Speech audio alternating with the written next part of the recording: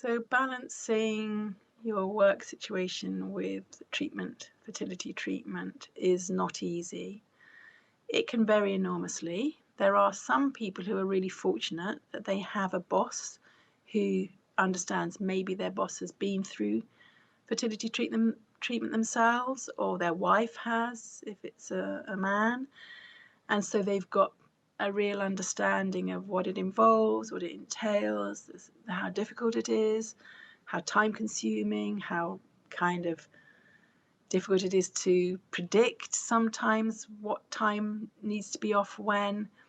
And those are very lucky people who have somebody who really gets it and goes, you take off whatever time you need.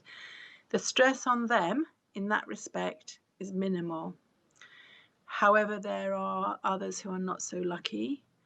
There are some who don't want to speak to their boss or their manager, and they don't know how to say it, how to express it without giving the game away. And I would simply say either something along the lines of, I've got something going on in my personal life or my medical life that means I'm going to have some time off work. I'll do my best to let you know, but maybe I might not always be able to tell you in advance if I've got to go for some sort of procedure or appointment. Women say if they've got a man, they say, I've got gynecological issues, and that's it. They don't ask anything more. They don't want to know. So there's that.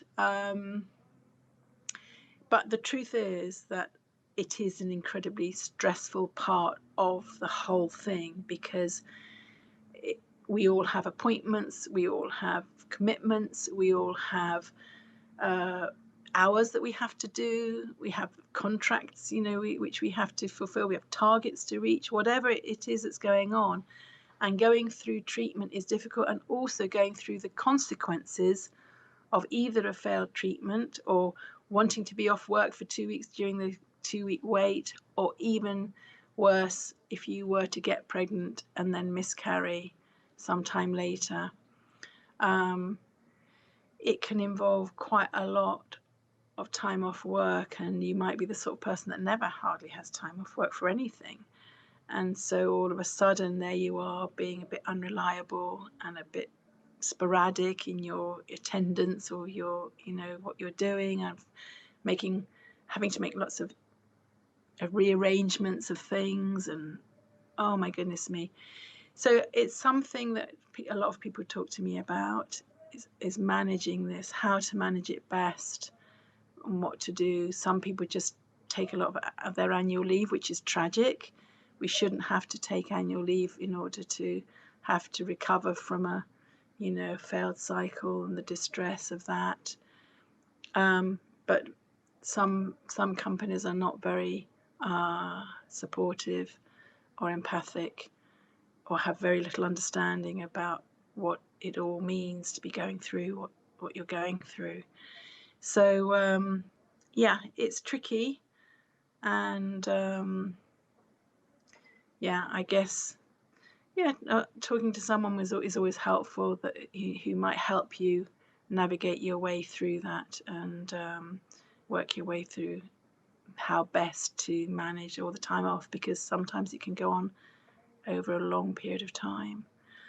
There's another aspect of work which is involved with this whole aspect of trying for a baby, which is women who stay in their job which they hate, because they've assumed that it was just a bit of a stopgap until they got pregnant and had their maternity leave, and then they would leave, or they would go back part-time.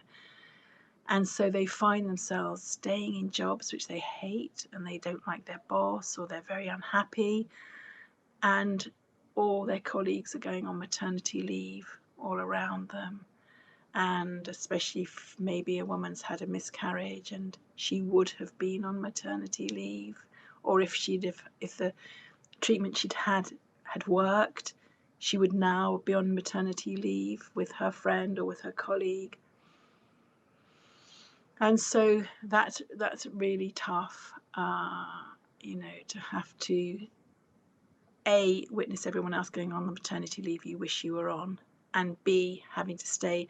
And the reason they stay is because, yeah, for the maternity pay. I don't know if it's the same everywhere, but many companies, you have to work there for so many months or years before you're entitled to any maternity leave. And so it traps women in jobs that they don't like and they're very unhappy in for much longer than they would ever ordinarily stay in that job. And so that's pretty sad as well. So that's a terrible aspect to this whole realm. And I guess it doesn't affect their male partner as much, because he perhaps doesn't have to go for quite as many procedures and appointments and scans and things as she does. Although hopefully with any, he's there with her as much as he can to support her through it. So very difficult.